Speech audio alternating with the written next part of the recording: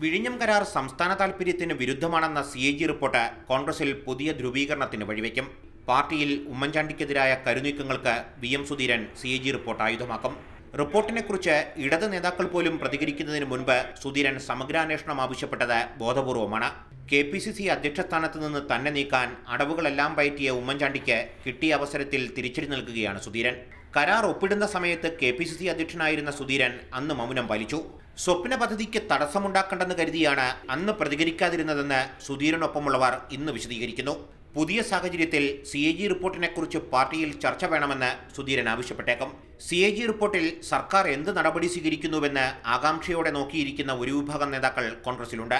ഉമ്മൻചാണ്ടിക്കെതിരായ നീക്കങ്ങളെ A group പ്രതിരോധിക്കുമെങ്കിലും I ഗ്രൂപ്പിന്റെ പൂർണ്ണ പിന്തുണ കിട്ടുമെന്ന് ഉറപ്പില്ല.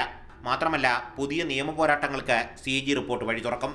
രാഷ്ട്രീയ കേരളത്തിൽ കോളിളക്കമുണ്ടാക്കിയ പാമോയിൽ ലാവ്ലിൻ കേസുകളുടെ തുടക്കവും CAG റിപ്പോർട്ടുകളിൽ നിന്നാണ്.